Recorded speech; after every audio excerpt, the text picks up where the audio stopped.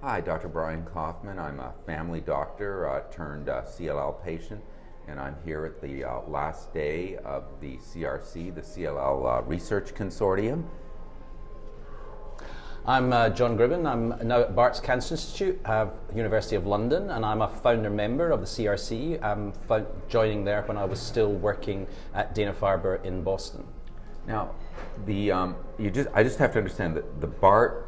When was your institute established? I think there's some interesting. It's a little old by American standards. Our hospital was built in 1122, and there's still some of the old original buildings there. It's a very beautiful old building.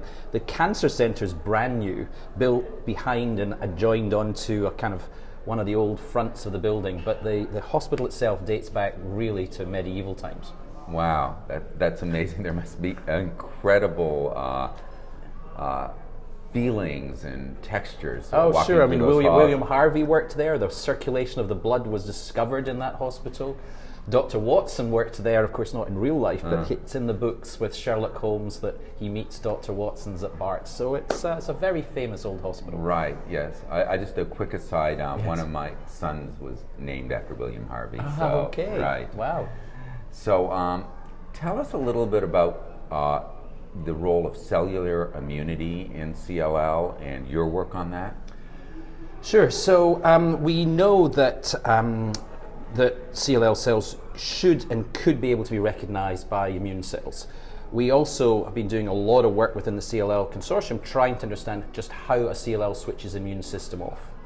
The first and most successful cellular approach to treating CLL was, of course, an allogeneic stem cell transplant. Allogeneic stem cell transplants can be very effective in treating CLL, but of course there's a real problem in terms of the age population of most of our patients with CLL and the risk factors in terms of, it's a very dangerous type of procedure to do. But it did show us that T cells could kill CLL cells very successfully. Since then, of course, people have been looking at how do we get our own cells to do it, and of course a lot of vaccine approaches are trying to induce people's own immune cells to tackle cancer. And of course, most recently, a lot of excitement about one of the ways to get these defective T cells to work are these chimeric antigen receptor, or CAR cells, where what you're doing is you're putting artificially into the cell a way of that cell recognizing the CLL cells. And again, very powerful way of having the cellular, your own T cells be able to fight your cancer. And there's been some remarkable responses with CAR T therapy, but when I look at the data, and please, this is your area of expertise, it looks to me like the responses are much less predictable in CLL than they are in some of the childhood leukemias and other circumstances. Amazing, and there's virtually no one who'd have predicted it would have worked so well in ALL. Now, when we look at the responses in CLL, there are some very interesting features. As you said, some spectacular type responses. In fact, so spectacular that a couple of patients died or almost died when the T cells become so active and you get this cytokine storm, the T cells just exploding against the CLL. One of the major problems in the CAR T cell field has been, once we get the CAR T cells in, do they persist? What you want are relatively small numbers of T cells there for a long period of time, just kind of eat up any residual cells that may be there. And one of the problems of the technology is that we're not very good at being able to make sure that those T cells really persist.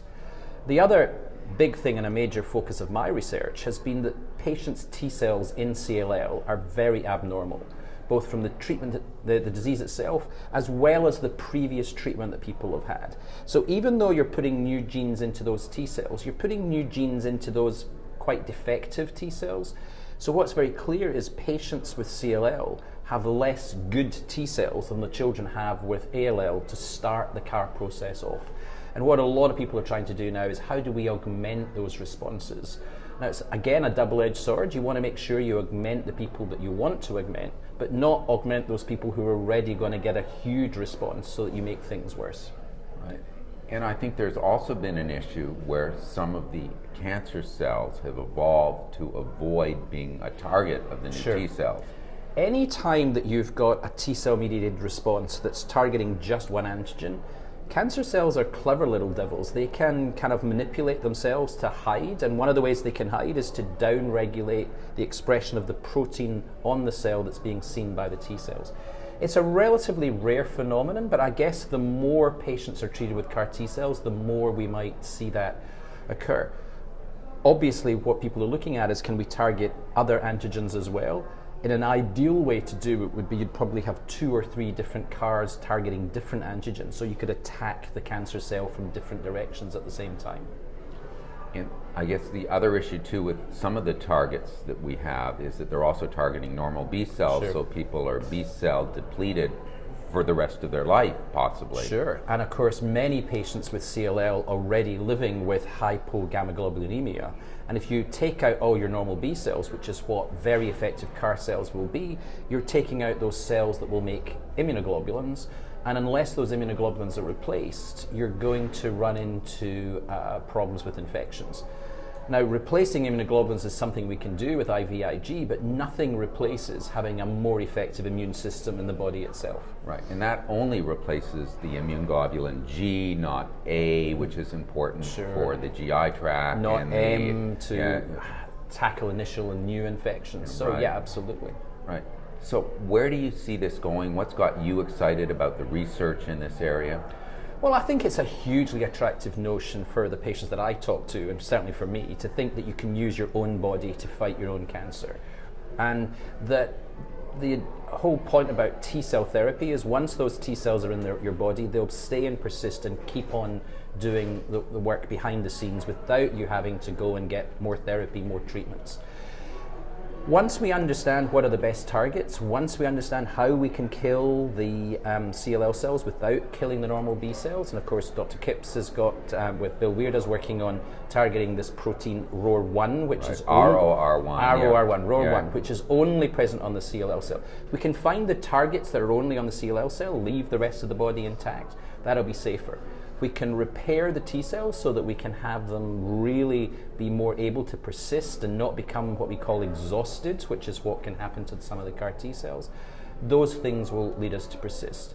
If we can have a gradual expansion rather than the huge expansion that sometimes occurs in some patients, we won't have that cytokine storm. All of those areas are kind of working on simultaneously, and within the CLL consortium we're working very collaboratively with each other to try to tackle each and every one of those steps along the way.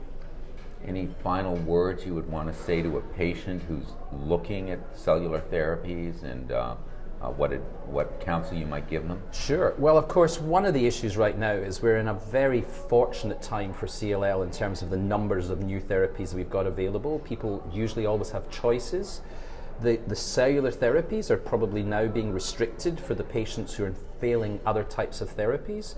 But what is clear is that the T cells do seem to be able to overcome those mechanisms of resistance that cancer cells develop to other forms of therapy. So cellular therapy becomes another backup approach for those patients who are running out of other options. Dr. Gribben, thanks so much. Thanks. Sure. Thanks. Great.